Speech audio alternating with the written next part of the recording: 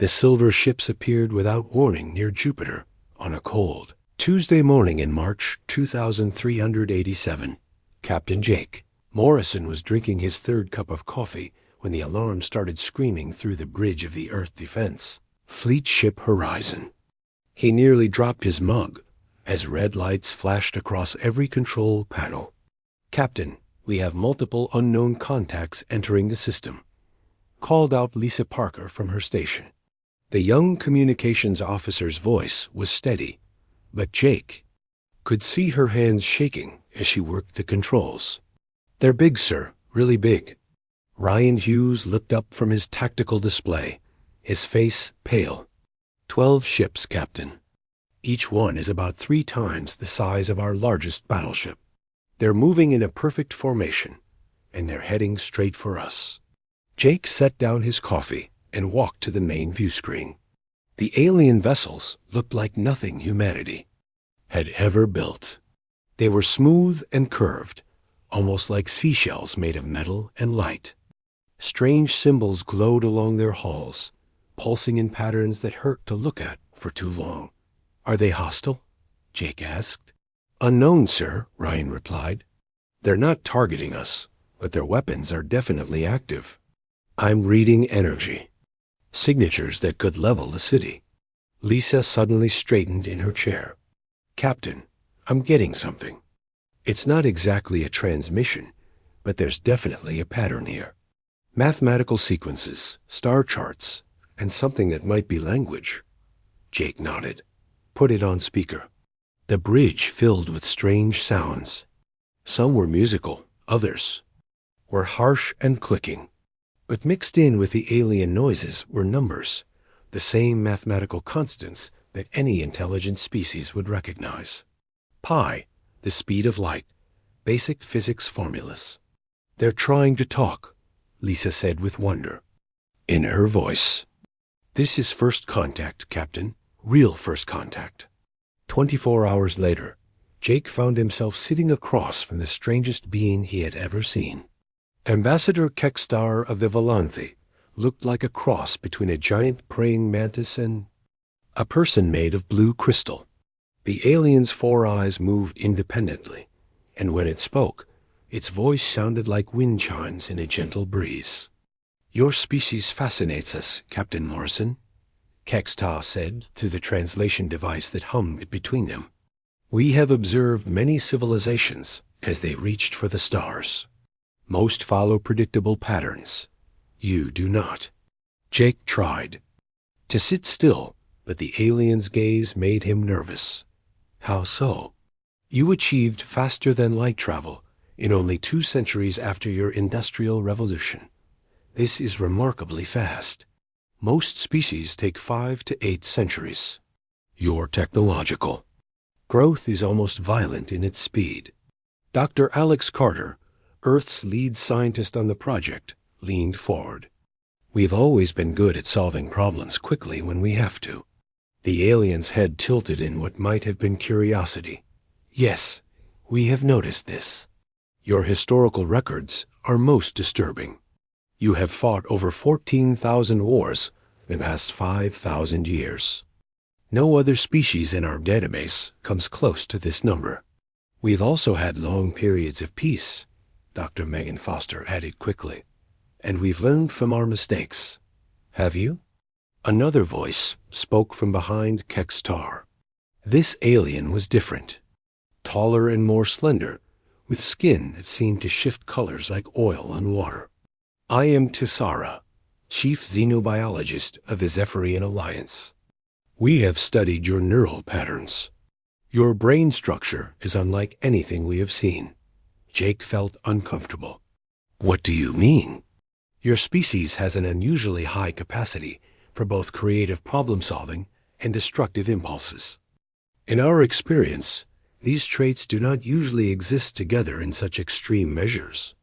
Most intelligent species are either creative and peaceful, or aggressive and limited in their thinking. You are both highly creative and highly aggressive. Doctor. Carter frowned. That seems like a harsh judgment based on limited data. Tisara's colors shifted to what looked like amusement. Perhaps.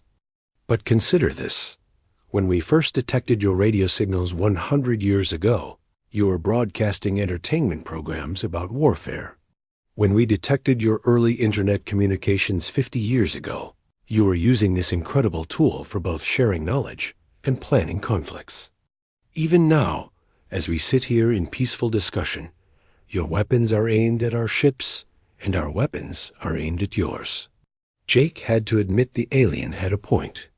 Admiral Kate Sullivan had indeed ordered all Earth defense ships to maintain targeting. Locks on the alien fleet, just in case. We believe in being prepared, Jake said simply. As do we, Kekstar replied. Which is why this meeting is so important. The Zephyrian Alliance includes 47 different species across 12 star systems. We have maintained peace for over 8,000 years. But we have never encountered a species quite like yours. Lisa Parker, who had been quietly taking notes, looked up. What does that mean for us? The two aliens exchanged what might have been looks. When Tisara spoke again, her voice was more serious. It means we must decide whether humanity represents a great opportunity or a great danger to galactic civilization. We come in peace, Dr. Foster said. We want to learn, to share knowledge, to build friendships across the stars. We know, Kekstar said softly. Your peaceful intentions are clear, but so is your history. You are a species that can create beautiful art one day and terrible weapons the next. You write poetry about love and songs about war.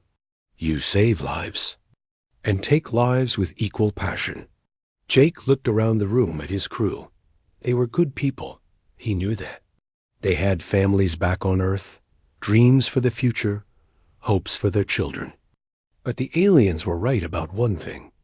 Humanity had always been capable of both great good and great evil. So what happens now? He asked. Tisarai's color shifted again. Now we watch. We learn.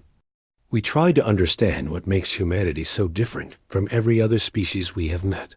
And we hope that your creativity proves stronger than your capacity for destruction. The meeting ended with tentative agreements for cultural exchanges and joint scientific projects. But as Jake watched the alien ships disappear into the darkness beyond Jupiter, he couldn't shake the feeling that humanity was being tested, and he wasn't sure if they would pass. 6 months had passed since first contact, and the Joint Research Station on Titan was supposed to be humanity's greatest achievement. Dr. Peter Walsh stood in the main control room, watching both human and alien scientists work side by side. The Zephyrian Alliance had agreed to share their advanced reactor technology, and in return, humans would provide their unique problem-solving methods. Everything looks good, Peter, called out Dr. Amy Brooks from the engineering section. The chief engineer was monitoring the massive fusion reactor that powered the entire station. Power levels are stable, and our Corithian friends seem impressed with our modifications. Mordic, the lead alien scientist, moved gracefully between the yaw. Control panels. His species looked like tall, thin humans covered in silver scales, and he spoke in a voice that sounded like distant thunder. Your people have made remarkable improvements to our original design, Dr. Walsh. The efficiency is up by 12%. Peter smiled. This was exactly what Earth had hoped for when they agreed to the joint project. Humans and aliens working together, sharing knowledge, building trust. The research station was studying Titan's methane lakes, looking for new forms of life that might exist in the cold. Chemical seas. Then everything went wrong. The first alarm was quiet, just a soft beeping that made Amy look up from her console. That's odd, she said, frowning at her readings. I'm getting a fluctuation in the reactor core. Mordic moved quickly to his own station. Confirmed. The magnetic containment field is showing stress patterns. More alarms started sounding. Red lights flashed across the control room, as automated systems began emergency procedures. Peter felt his stomach drop as he read the main display. "How bad is it?" he asked. Amy's face was pale. "Bad. If this continues, we'll have a complete containment failure within 2 hours. The explosion would crack Titan in half." Mordic was already moving toward the evacuation stations. Emergency Protocol 7 is now in effect. All personnel must evacuate immediately. The station cannot be saved. "Wait," Peter said. "There has to be something we can do." The alien scientist stopped and looked at him with something that might have been pity. "Dr. Walsh, I have seen this type of failure before. When the magnetic field collapses, nothing can stop the chain reaction. We must evacuate now, or we will all die." But Peter was already thinking, "Amy, what if we could restart the containment field manually?" Amy stared at him. "Peter, that would require someone to go into the reactor chamber itself. The radiation levels are already deadly, and they're getting worse every minute. How long would someone have? Maybe 10 minutes before the exposure killed them. And that's assuming they could even reach the manual controls through all that radiation." Mordic's scales shifted color, which Peter had learned meant the alien was confused or upset. "You cannot be considering this. It is suicide." "Commander." Nick Taylor's voice crackled over the communication system. "This is rescue ship Eagle 1. We're 20 minutes out. Prepare for emergency evacuation." Peter grabbed the radio. "Nick, we need more time. We think we can fix this." "Negative, Peter. I have orders to get everyone off that station now. And I'm telling you, we're not leaving." Peter looked around the room at his team. Dr. Claire Adams, the reactor specialist, was already pulling up technical diagrams. Lieutenant Tom Baker was helping coordinate the evacuation of non-essential personnel. Sergeant Kelly Davis was checking emergency equipment. "This is insane," Mordic said. "Your species' reputation for illogical behavior is proving accurate." Amy was studying the reactor schematics. "It might work, Peter, if someone could get to the manual restart controls and hold them for 90 seconds. The magnetic field might stabilize." "Might?" 60% chance, assuming the person could survive long enough. Claire looked up from her calculations. "I'll do it. I know these systems better than anyone." "No," Peter said. "I'm the mission commander. It's my responsibility." "Tom." Baker stepped forward. "With respect, sir, I'm the best at moving through dangerous areas quickly. Let me go."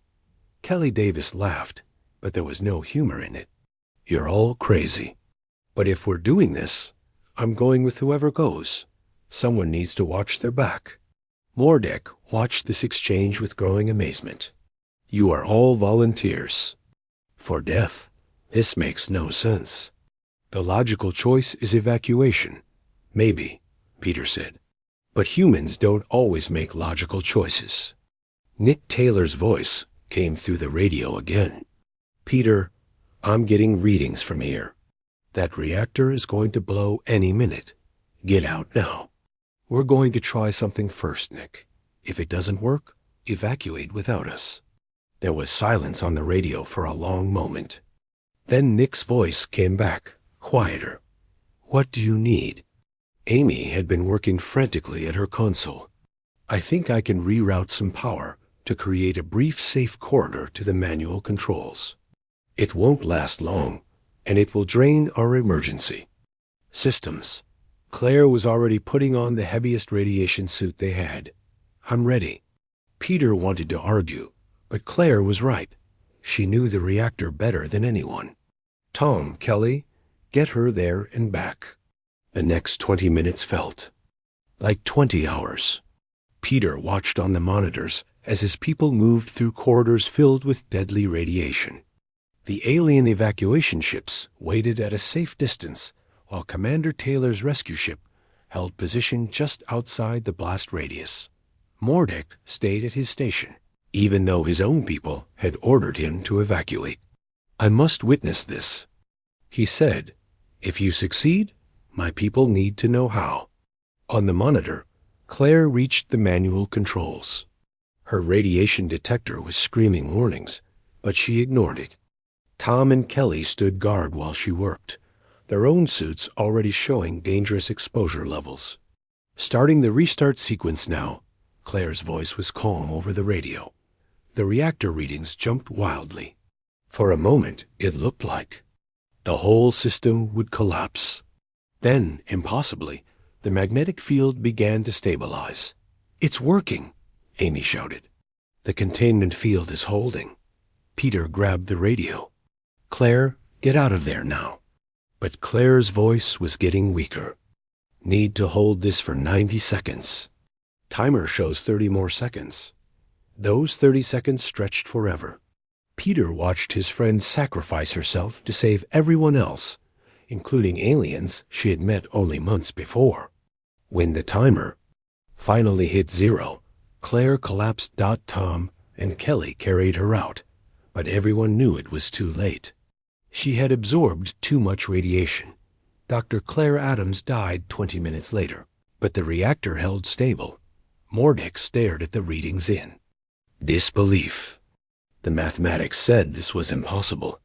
The probability of success was too low to attempt. Peter looked at his alien colleague with tired eyes. Humans don't always worry about probability. Sometimes we just do what needs to be done. The story of the Titan incident spread through the galaxy faster than anyone expected. The image of humans volunteering for certain death to save both their own people and aliens they barely knew challenged everything the galactic community thought. They understood about intelligent behavior. Some species called it courage, others called it madness. But everyone agreed on one thing: humanity was unlike any species they had ever encountered. The news of what happened on Titan reached every corner of the galaxy within weeks. General Frank Williams had seen the reports from alien news networks, and they all said the same thing: humans were either the bravest species in the galaxy or the most insane. Now he sat in the Grand Council chamber of the Zephyrian Alliance, surrounded by representatives from dozens of different worlds, all staring at him with expressions he couldn't read. General Williams, the voice belonged to War Prime Zethulos of the Carithian Empire. The massive alien looked like a cross between a lion and a tank, with golden fur and armor that seemed to grow from his skin. "We have studied your military records. Your species has fought continuously for thousands of years. This interests us greatly." Colonel Rachel Stone, sitting beside Frank as his chief strategist, whispered quietly, "He's trying to recruit us." The Corithians are always looking for military allies. On the other side of the chamber, Wisdom Keeper Lyandra of the Etherian Collective spoke in a voice like singing water. Her people were tall, thin, and seemed to glow with inner light. "The Corithians see only war in humanity's nature. We see deeper concerns. Your species displays patterns that worry us." Frank stood up slowly. He had been dreading this moment since Earth received the invitation to address the Galactic Council. "Honored delegates, I know our history looks violent to you, but you need to understand something about humans. We don't fight because we love war. We fight because we love peace." A sound like static filled the chamber. Frank realized it was laughter from the Velthari representative, whose species communicated through electrical pulses. "Love peace? Your planet has known only 47 years of total peace in the last 5,000 years. Major Chris Bennett, the intelligence officer, leaned forward. "That's true. But every one of those wars was fought to protect something or someone. We don't fight for conquest alone. We fight to defend our families, our freedom, our way of life." War Prime Zethulos made a sound that might have been approval. "This is what makes humans valuable as allies. You understand that some things are worth dying for. And that is exactly what makes them dangerous," Lyandra replied. "A species that will die for abstract concepts is unpredictable. How can we trust beings who will sacrifice everything for ideas? Dr. Helen Rogers, Earth's lead Zenith psychologist, had been listening quietly. Now she spoke up. May I share something with the council? It might help explain human behavior. The chamber fell silent. Dr. Rogers stood and activated a holographic display showing images from Earth's history. Soldiers carrying wounded comrades from battlefields. Firefighters running into burning buildings. Parents sacrificing their lives to save their children. This is what we call acceptable losses, she said. Every human society has developed the concept that some things are worth dying for. We don't see death as the worst possible outcome. We see the loss of what we care about as worse than death. A new voice spoke from the back of the chamber. Ambassador Cointel of the Nexari Confederation looked like a giant spider made of living metal. You speak of sacrifice as if it were logical, but your Titan incident proves otherwise. Your people died to save aliens they had known for mere months. There was no genetic imperative, no species survival advantage. It was completely irrational. Frank found himself smiling. Yes, it was. And that's exactly why we did it. The chamber erupted in confused sounds from dozens of different species. Zephylos roared for order, his voice echoing off the crystalline walls. Explain this, Lyandra demanded when the noise died down. Captain Bruce Anderson, Earth's military strategist, stood up. The Titan incident wasn't about saving aliens. It was about saving people. When humans form bonds with others, species doesn't matter. Dr. Adams died to save her colleagues and friends. The fact that some of them were aliens was irrelevant. But this makes no evolutionary sense, protested Mordek, who had been invited to testify about the Titan incident. Altruism toward other species provides no survival benefit. Dr. Rogers nodded. You're right. It doesn't make evolutionary sense. But humans don't always act based on evolutionary logic. We act based on what we believe is right. Colonel Stone pulled up tactical displays showing human military history. This extends to our warfare as well. We've never fought a war of complete extermination. Even against our worst enemies, we've always tried to preserve civilian populations. We create rules for war, try to limit suffering, attempt to rebuild after conflicts end. Yet your capacity for destruction is immense, observed Zara, who had been studying human psychological profiles. You have created weapons capable of destroying your entire planet. Most species develop such weapons and then use them. You created them and then chose not to. Several times, Frank admitted. During our Cold War, we came close to nuclear destruction. Many times, but we always pulled back from the edge. Zephylos leaned forward. Why? Your species clearly has the will to fight. What stopped you from total war? Fear, Frank said simply. Not fear of dying, but fear of what we might become. Humans have always been afraid of our own capacity for destruction. That's why we create laws, moral codes, institutions to control our worst impulses. The chamber was quiet for a long moment. Then Lyandra spoke again. So you acknowledge that your species is dangerous? Extremely dangerous, Frank agreed. But we're dangerous to ourselves as much as to others. And we're constantly working to be better than we are. Ambassador Cointel's metallic voice cut through the silence. The question before this council is whether humanity should be welcomed into galactic civilization or contained as a threat. The Titan incident suggests both possibilities.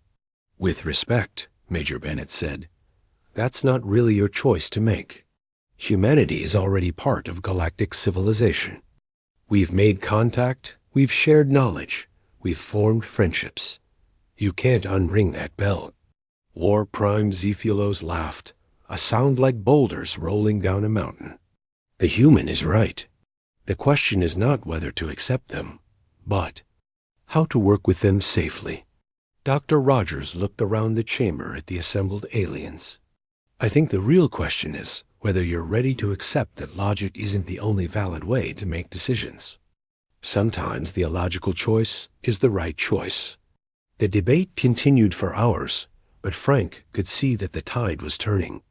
The aliens were beginning to understand that humanity's dangerous nature was exactly what made them valuable. In a galaxy full of logical, predictable species, humans offered something unique: the willingness to do the impossible when the situation demanded it. As the session ended, Lyandra approached Frank privately. Your species terrifies us, General. But after Titan, we realized that perhaps the galaxy needs something to be afraid of.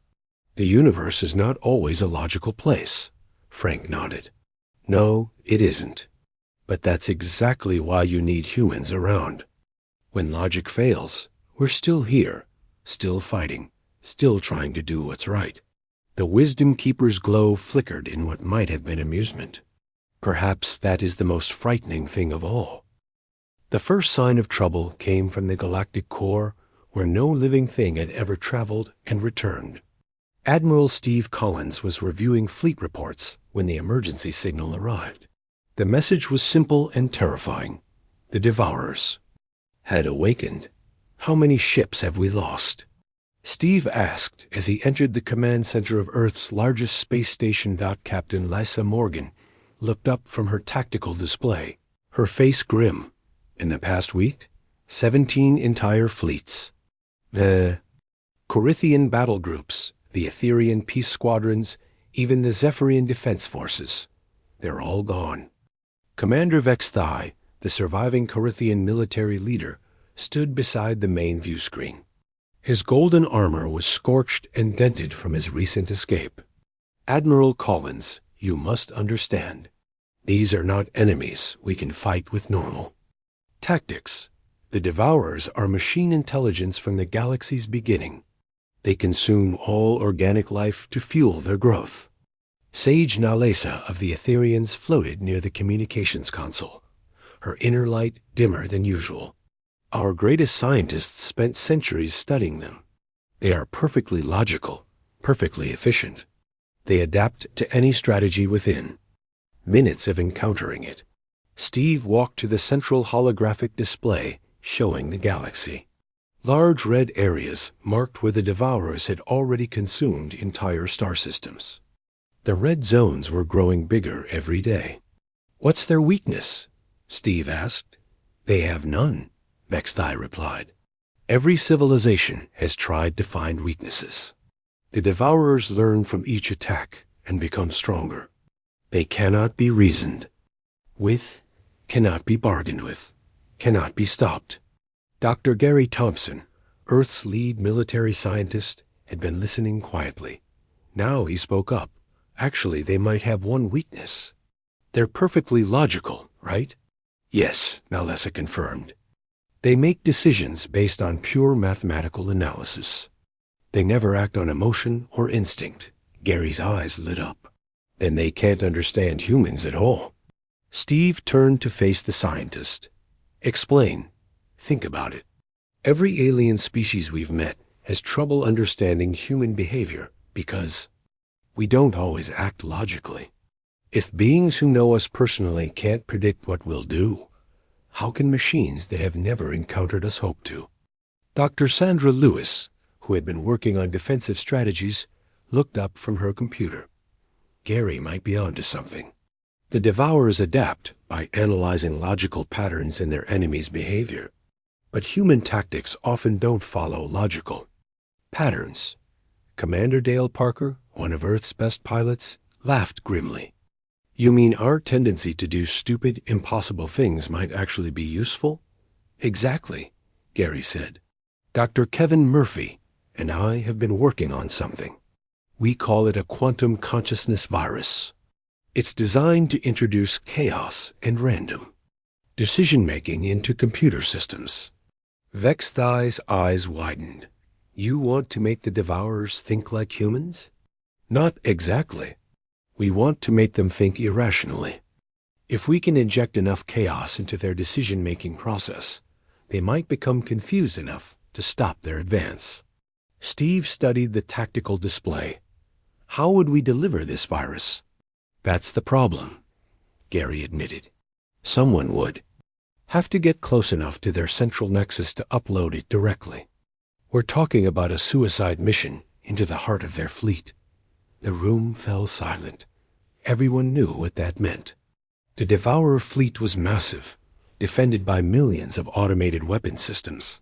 Any ship trying to approach would be destroyed long before it could reach the target. "I'll do it," Lisa Morgan said quietly. "No," Steve replied immediately. "I won't order anyone on a suicide mission." "You're not ordering me, Admiral. I'm volunteering." Major Julie Foster stepped forward. "If Captain Morgan is going, I'm going with her. Someone needs to handle the technical aspects of the upload." "Count me in," Dale Parker added. "You'll need a pilot who can fly through impossible odds." Soon, dozens of volunteers were stepping forward. Steve watched in amazement as his people competed for the chance to sacrifice themselves for the galaxy. Even the alien observers seemed stunned by the response.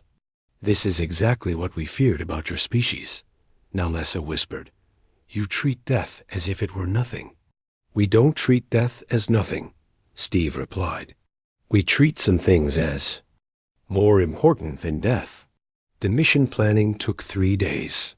The volunteers would use a small, fast ship designed to look like space debris. They would drift through the Devourer fleet until they reached the central nexus and upload the virus and hope it worked. Dr. Murphy finished the final calculations. The virus should spread through their entire network within minutes. But we won't know if it worked until after ... After we're dead, Lisa finished. "We understand." The night before the mission, Steve found Lessa in the observation deck, looking out at the stars. "You don't have to do this," he said. "Yes, I do. Someone has to, and I'm good at this kind of thing." "What if the virus doesn't work?" Lisa shrugged. "Then at least we tried something they won't expect. Maybe the next attempt will work better." Steve shook his head. "I still don't understand how you can be so calm about this." "Because I'm not doing this for me. I'm doing it for every living thing in the galaxy. For children who haven't been born yet, for species we haven't even discovered. If my death can save them, then it's worth it." The mission launched at dawn. Steve watched from the command center as the small ship disappeared into the darkness between stars. The Devourer fleet was 3 days away, a massive cloud of metal and death that blocked out entire star systems. For 6 days, there was silence. Then, suddenly, the Devourer advance stopped. The machines that had been consuming everything in their path began moving erratically, some attacking each other, others simply drifting in space. "It worked," Gary whispered, staring at the readings. "The virus is spreading through their network. They're fighting each other instead of us." Vexthai couldn't believe what he was seeing. Impossible. No strategy has ever worked against them. "That's because no one ever tried being completely illogical before," Dr. Lewis said with a smile. The Devourer fleet tore itself apart over the next week. Millions of perfectly logical machines destroyed each other because they couldn't understand the chaos that had been introduced into their systems. The greatest threat the galaxy had ever known was defeated not by superior weapons or tactics, but by humanity's gift for thinking in ways that made no sense. Steve stood in the command center, watching the final Devourer ships destroy themselves. Around him, aliens and humans worked together to coordinate rescue efforts for the surviving worlds. "Your people saved us all," Nalessa said quietly, "and we still don't understand how." Steve smiled sadly, thinking of Lisa and the others who had sacrificed themselves. Maybe that's the point. Maybe the galaxy needs something it can't understand or predict. Maybe that's what makes us useful. The crisis was over, but Steve knew that everything had changed. Humanity had proven that sometimes the most dangerous species in the galaxy was exactly what everyone needed to survive. 3 years had passed since the Devourer crisis ended, and the galaxy was still trying to understand what had happened. President Carol Martinez stood before the rebuilt Galactic Council, looking out at representatives from dozens of worlds. The chamber was bigger now, with new seats for species that had survived the Devourer attack and wanted to join the Alliance. Honored delegates, Carol began, we gather today not to celebrate victory, but to discuss how we move forward together. The events of the past few years have shown us that the galaxy is more dangerous than we ever imagined. But they have also shown us that when we work together, we can overcome any threat. War Prime Zephylos had survived the crisis, though his empire was much smaller now. President Martinez speaks truth. The Corithian Empire owes its existence to human sacrifice. We propose that humanity be given a permanent seat on the High Council. Murmurs filled the chamber. Wisdom Keeper Lyandra's light pulsed thoughtfully. The Etherian collective agrees. But we must also address the concerns that remain. Humanity's unpredictable nature saved us from the Devourers, but it could just as easily threaten future peace. Dr. Tim Rogers, who now headed the new Xenological Institute, stood up from the human delegation. That's exactly why we've developed the Human Doctrine. It's a set of guidelines for managing relationships with species that don't always act logically. Ambassador Quintal's metallic voice rang out across the chamber. Explain these guidelines. Carol activated a holographic display. The Human Doctrine has 3 main principles. First, humans will always be involved in galaxy-wide decisions that affect organic life. Second, no species will be forced to accept human presence if they prefer to maintain distance. Third, humans will always be honest about their capabilities and limitations. Mordic, who had become the lead researcher on human psychology, spoke up. We have also established protocols for joint missions. Human teams will always include alien observers to provide logical oversight, while alien teams will include human consultants to provide creative alternatives. Dr. Nancy Hughes from the Institute added, we've learned that the key is balance. Human creativity works best when it's guided by alien wisdom, and alien logic works best when it's challenged by human imagination. The discussion continued for hours. Some species wanted humans to take leadership roles in galactic defense. Others worried about giving too much power to such an unpredictable species. But everyone agreed that the galaxy had changed forever. Captain Andrew Davis listened to the debates from his position in the gallery. He commanded the first mixed-species deep space exploration vessel, the Harmony, and had seen firsthand how humans and aliens could work together. His crew included beings from 12 different worlds, and somehow they had learned to understand each other. After the formal session ended, Andrew found himself walking through the station's corridors with Commander Zixara, his Velanthi first officer. What do you think of all this? He asked. Zixara's crystalline features shifted in what Andrew had learned was amusement. I think the galaxy is finally growing up. For thousands of years, we believed that logic was the highest form of intelligence. Humans have taught us that sometimes logic is not enough. They stopped at a viewing window that looked out into space. In the distance, construction ships from a dozen species were working together to build a new research station. Human engineers worked alongside Corithian builders and Etherian designers, creating something none of them could have made alone. You know what I find most interesting? Andrew said. Before the Devourer crisis, every species thought they had to choose between being peaceful or being strong. Humans showed everyone that you can be both. And that is why your species is still considered the most perilous in the galaxy, Zixara replied. Not because you are evil, but because you change everything you touch. In schools across the galaxy, Alien children were learning human history alongside their own. On Korath Prime, young warriors studied the Battle of Thermopylae and the Siege of the Alamo. On Ethereal, peace students learned about human civil rights movements and peaceful protests. On Zephyr, scientists studied human innovation and creativity. Dr. Paul Anderson was teaching one such class on New Harmony Station. His students included young beings from 6 different species, all eager to understand the strange humans who had saved their worlds. "Professor Anderson," asked a young Corithian, "why did the humans at Titan choose to stay and die?" "The logical choice was evacuation." Paul smiled. This question came up in every class. Because sometimes the logical choice isn't the right choice.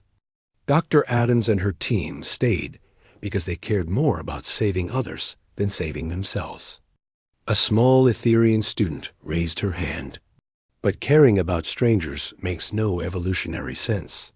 "You're right, it doesn't. But humans don't always do things that make evolutionary sense. We do things that make moral sense. We believe that right and wrong matter more than survival." The Zephyrian student in the back row spoke up. "Is that why humans are dangerous? Because you will fight for ideas instead of just for yourselves?" Paul considered the question carefully. "Partly, yes. Humans will fight and die for concepts like freedom, justice, and protecting the innocent.